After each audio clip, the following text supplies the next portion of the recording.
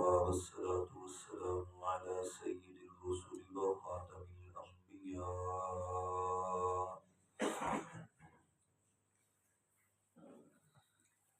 أما بعد فأعوذ بالله من الشيطان الرجيم. بسم الله الرحمن الرحيم.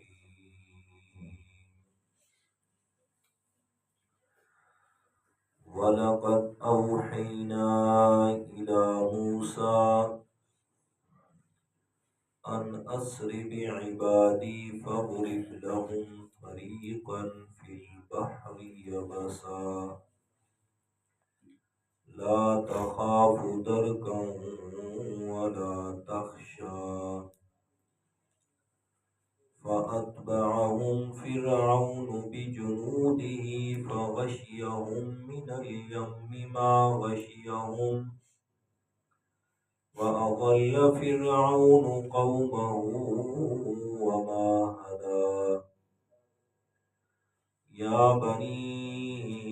إِسْرَائِيلَ قَدْ أَنْجَيْنَاكُمْ مِنْ عَدُوِّكُمْ وَوَاعَدْنَاكُمْ جانب الطور الأيمن ونزلنا عليكم المن والسلوى كلوا من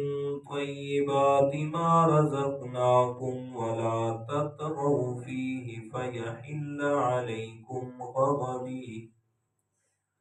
ومن يحلل عليه غضبي فقد هوى وَإِنِّي لَغَفَّارٌ لِمَنْ تَابَ وَآمَنَ وَعَمِلَ صَالِحًا ثُمَّ اهْتَدَىٰ. اور البتہ تحقیق ہم نے وحی کی موسیٰ علیہ السلام کی طرف یہ کہ آپ میرے بندوں کو راتوں رات لے کر نکل چلیں، بس ان کے لیے سمندر میں خشک راستہ ہوگا، آپ خوف نہ کیجیے پکڑا جانے کا اور نہ ڈوبنے کا۔ بس ان کے پیچھے آیا فرعون اپنے لشکر کو لے کر، بس ڈھانپ لیا ان کو دریا نے جو کچھ ڈھانپ لیا، اور فرعون نے اپنی قوم کو گمراہ کر دیا اور انہیں ہدایت نہ دے سکا۔ اے قوم بنی اسرائیل، ہم نے آپ کو تمہارے دشمن سے نجات دی، اور ہم نے وعدہ کیا تم سے پہاڑ کے دائیں جانب سے، اور ہم نے نازل کیا آپ پہ من اور سلوہ، بس کھاؤ تم اس رزق میں سے پاکیزہ جو میں اللہ تعالیٰ نے تمہیں عطا فرمایا، اور اس میں سرکشی نہ کرو، بس اترے گا تم پر میرا غصہ، اور جس پر میں اللہ تعالیٰ کا غصہ اترے بس وہ گر گیا آگ میں۔ اور بے شک میں البتہ بخشنے والا ہوں اس آدمی کو جس نے توبہ کی اور ایمان لے آیا اور اچھے اعمال کرتا رہا، پھر ہدایت پہ قائم رہا۔ صدق اللہ العظیم۔ اللہم صلی علی محمد النبی الأمی وعلی آلہ وأصحابہ وسلم تسلیما۔ سورۃ طٰہٰ آیت نمبر 77 تا 82 ہے۔ سیدنا حضرت موسیٰ علیہ السلام کا واقعہ تفصیل سے چل رہا ہے۔ جب اللہ تعالیٰ نے موسیٰ علیہ السلام کو فرعون کے مقابلے میں فتح یابی عطا فرمائی، اور اس کے ساتھ وہ جو مقابلے میں آنے والے جادوگر تھے، ان کو اللہ تعالیٰ نے ایمان کی دولت سے مالا مال فرما دیا۔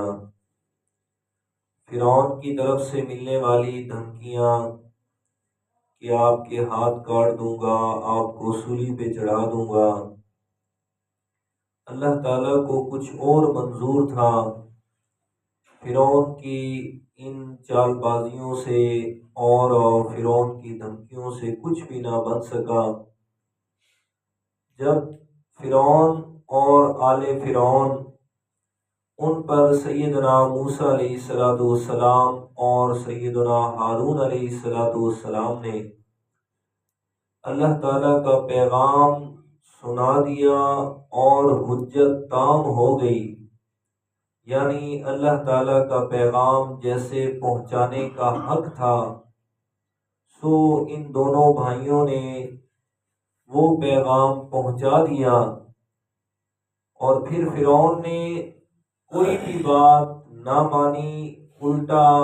ماننا تو دور کی بات ہے، دشمنی کے اندر زیادہ سے زیادہ ہوتا گیا۔ تو اللہ تعالیٰ نے حضرت موسیٰ علیہ السلام کو حکم فرما دیا کہ میرے موسیٰ اب اس نے بات نہیں ماننی، لہذا آپ کیا کریں کہ ان اسر بعبادی، بس راتوں رات میرے بندوں کو مصر سے نکل کے چلا جا، پھر کیا ہوگا، فَاضْرِبْ لَهُمْ طَرِيقًا فِي الْبَحْرِ يَبَسًا، میں اللہ تعالیٰ تمہیں بتا رہا ہوں کہ تمہارے لیے سمندر کے اندر راستے بنیں گے، بحر کلزم میں، اور راستے بھی وہ ہوں گے یبسن جو خشک ہوں گے، لا تخاف درکا ولا تخشا، آپ خوف نہ کیجئے اس بات کا کہ فرعون پیچھے سے آ کے آپ کو پکڑ لے گا، ولا تخشا، اور نہ اس بات کا خوف کیجئے کہ تم سمندر کے اندر ڈوب کے مر جاؤ گے، میں رب تمہیں کہہ رہا ہوں کہ آپ لے کے یہاں سے انہیں چلے۔ حضرت موسیٰ علیہ السلام قوم بنی اسرائیل کو لے کے راتوں رات یہاں سے نکلے۔ پیچھے صبح کا وقت ہوا، فرعون جب اٹھا اور اس کے حواری کیا دیکھتے ہیں کہ سارا مصر خالی ہے، اور قوم بنی اسرائیل جو حضرت موسیٰ علیہ السلام کے ساتھی تھے، قوم تھی، ان میں سے کوئی بھی نظر نہیں آ رہا۔ فرعون نے فوراً سے لشکر تیار کیا، اپنے سارے ساتھیوں کو اکٹھا کیا، اپنی ساری قوم کو اور اپنے سارے وہ جو وزراء تھے سب کو کہا کہ ان کا پیچھا کرنا ہے، ان کو چھوڑنا نہیں ہے۔ فَأَتْبَعَهُمْ فِرْعَوْنُ بِجُنُودِهِ، فرعون اپنے لشکر سمیت حضرت موسیٰ علیہ السلام کے پیچھے آیا۔ جب آیا تو کیا ہوا، وہ تو اپنے ایک نشے میں آ رہا تھا، طاقت تھی، زور تھا، فوج تھی، حکومت تھی، سب کچھ، کہ آج یہ بچنے والے نہیں ہیں۔ ادھر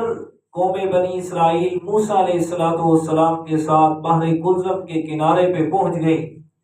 جب پہنچے تو عجیب سچویشن بن گئی، پیچھے سے فرعون بھی آ رہا ہے اور آگے سے جناب سمندر ہے اور دریا کی موجیں ہیں۔ قوم والے کہتے ہیں موسیٰ انا لمدرکون، آج تو ہم پکڑے گئے، آج خیر نہیں ہے، آج تو پکڑے گئے۔ آگے جاتے ہیں تو دریا ڈبو دے گا، رکتے ہیں تو پیچھے سے فرعون کی فوج جو ہے وہ آ کے کچل دے گی۔ حضرت موسیٰ علیہ السلام پہ قربان جاؤں، انہوں نے فرمایا نہیں، ان معی ربی، میرا رب میرے ساتھ ہے، وہ میری ضرور رہنمائی فرمائے گا۔ حضرت موسیٰ علیہ السلام کا استقامت اور توکل اپنی رب کی ذات پہ دیکھیں، دونوں طرف سے موت نظر آ رہی ہے، ایک طرف فرعون کی فوج لاہو لشکر اور دوسری طرف پانی کی لہریں اور سمندر کی موجیں، لیکن گھبرائے اور پریشان نہیں ہوئے، بلکہ بڑے اطمینان سے فرمایا ان معی ربی سیہدین، میرا رب میرے ساتھ ہے، وہ ضرور میرے لیے آسانی فرمائے گا۔ یہاں موسیٰ علیہ السلام کی قوم موسیٰ علیہ السلام کے ساتھ کھڑی ہے، لیکن اس بات کے اندر کہ ان معی ربی، میرا رب میرے ساتھ ہے، موسیٰ علیہ السلام نے قوم کو ساتھ شامل نہیں کیا۔ یہ نہیں فرمایا کہ ان اللہ معنا، اللہ تعالی ہم سب کے ساتھ ہے، یہ نہیں فرمایا، بلکہ فرمایا ان معی ربی، میرا رب میرے ساتھ ہے۔ کیوں؟ کہ قوم والوں کی حرکتیں جو ایسی تھی، وہ موسیٰ علیہ السلام کو اس قوم پہ، ان کے ایمان پہ، ان کی استقامت پہ وہ یقین نہیں تھا، اس لیے صرف اپنے آپ کو ہی اس معیت کے اندر شامل فرمایا کہ ان معی ربی، میرا رب میرے ساتھ ہے۔ لیکن دوسری طرف دیکھیے گا، میرے پیارے پیغمبر جناب محمد الرسول اللہ صلی اللہ علیہ وسلم جب ہجرت کی رات ہے اور حضرت ابو بکر صدیق اور میرے پیارے پیغمبر غار ثور میں پہنچے ہیں، اور پیچھے سے یہ سارے مشرکین مکہ بھی پہنچ گئے غار کے دہانے پہ، حضرت ابو بکر صدیق رضی اللہ تعالی عنہ جب دیکھا نا، فرمائے ان کی باتیں بھی اور ان کے پاؤں بھی ہمیں نظر آ رہے تھے، فرمائے پریشان ہوئے حضرت ابو بکر صدیق رضی اللہ تعالی عنہ، اور آپ علیہ الصلوۃ والسلام نے پوچھا، فرمائے کیوں پریشان ہوتے ہو؟ فرمائے یا رسول اللہ، اگر ان لوگوں نے اپنے پاؤں کی طرف نیچے دیکھ لیا تو غار میں تو نیچے ہم بیٹھے ہوئے ہیں اور مجھے اپنی نہیں آپ کی جان کی فکر ہے، تو پھر یہ کیا کتنا ظلم کریں گے آپ پہ؟ تو اللہ کے پیارے پیغمبر نے فرمایا، ابو بکر لا تحزن ان اللہ معنا، پریشان نہ ہو، اللہ تعالی ہم دونوں کے ساتھ ہے، اللہ تعالی ہم دونوں کے ساتھ ہے۔ یہاں میرے پیغمبر کو اپنے ساتھی پہ کامل یقین ہے، اس کے ایمان پہ بھی، اس کے توکل پہ بھی، اس کی استقامت پہ بھی، اس لیے معیت کے اندر اللہ کے پیارے پیغمبر نے حضرت ابو بکر صدیق کو ساتھ ملایا۔ وہاں حضرت موسیٰ علیہ السلام نے فرمایا ان معی ربی، میرا رب میرے ساتھ ہے، ضرور رہنمائی فرمائے گا۔ اللہ تعالیٰ نے فرمایا میرے پیارے موسیٰ ان القی عصاک، یہ جو ہاتھ میں ہے نا آپ کے عصا، مارنا اس کو دریا میں۔ جیسے ہی مارا اللہ تعالیٰ نے راستے بنا دیے اور ساری کی ساری قوم کو حکم دیا چلے جی یہاں سے گزر جائیں اور آگے نکل جائیں، اور میں راستے بنائے یابساً، خشک راستے جا رہے ہیں، اور جب گزرنے لگے تو موسیٰ علیہ السلام کی قوم کہتی ہے یہ جو پانی کی دیواریں بنی ہوئی ہیں، موسیٰ ہمیں کیا پتہ چلے گا کہ ہمارے باقی قبیلے والے بھی ساتھ آ رہے ہیں؟ موسیٰ علیہ السلام اللہ سے دعا فرمائی، درمیان میں پانی کی دیواروں میں اللہ تعالیٰ نے سوراخ اور روشن دان بنا دیے، اور میں جا بھی رہے ہیں، ایک دوسرے کو دیکھ بھی رہے ہیں۔ اور میں کیسے عجیب لوگ تھے، ایک ایک بات میں مطلب کہ کیسے آگے سے حجتیں نکالتے۔ جب گزر گئے پیچھے سے فرعون آ گیا، فَأَتْبَعَهُمْ فِرْعَوْنُ بِجُنُودِهِ، جیسے ہی آیا نا اس راستے میں، فَغَشِيَهُمْ مِنَ الْيَمِّ مَا غَشِيَهُمْ، وہ جو پانی کو اللہ نے روکا تھا، اللہ تعالیٰ کے حکم سے دوبارہ پانی چل پڑا، اور وہ اتنا بڑا لشکر فرعون کا اپنے لشکر سمیت اللہ تعالیٰ نے اسے پانی میں غرق کر دیا، اور فرمایا کہ فَأَغْرَقْنَاهُمْ، اللہ اکبر، پہلے بارے میں کیا فرمایا کہ وَإِذْ فَرَقْنَا بِكُمُ الْبَحْرَ فَأَنْجَيْنَاكُمْ، جب میں اللہ تعالیٰ نے پانی کو ٹکڑے ٹکڑے کیا، فَأَنْجَيْنَاكُمْ، تمہیں اس سے نجات دی، وَأَغْرَقْنَا آلَ فِرْعَوْنَ وَأَنْتُمْ تَنْظُرُونَ، فرمایا دشمن سے بدلہ لینا اور پھر اس طرح کہ اپنی آنکھوں کے سامنے اس کو تباہ کرنا۔ فرمایا میں اللہ تعالیٰ نے تمہارے دشمن سے بدلہ لیا اور اس کو غرق کیا، اور تمہاری آنکھوں کے سامنے غرق کیا، تاکہ تمہیں تسلی ہو جائے کہ اللہ تعالیٰ کی مدد آ گئی۔ وَأَنْتُمْ تَنْظُرُونَ، آگے فرمایا وَأَضَلَّ فِرْعَوْنُ قَوْمَهُ وَمَا هَدَىٰ، فرمایا فرعون نے اپنی قوم کو گمراہ کر دیا،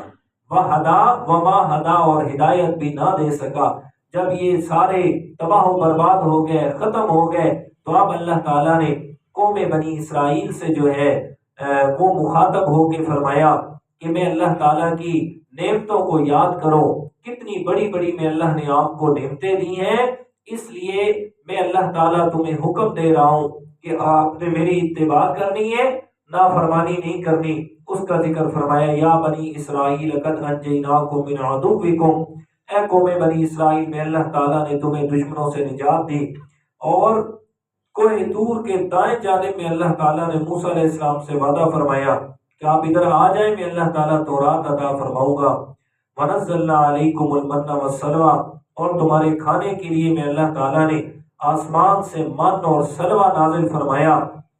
پکا پکایا کھانا، اور بھونے ہوئے بٹیر اور حلوہ اور میٹھی چیزیں، یہ ساری پکی پکائی جو ہے وہ نازل ہو جاتی۔ اور فرمایا ایک چیز کا خیال کرنا ہے، کھاؤ پیو عیش اڑاؤ، لیکن ذخیرہ اندوزی نہیں کرنی، ٹھیک ہے؟ ذخیرہ اندوزی کرو گے یہ نعمت ختم۔ جی جی بالکل اسی طرح ہے جی،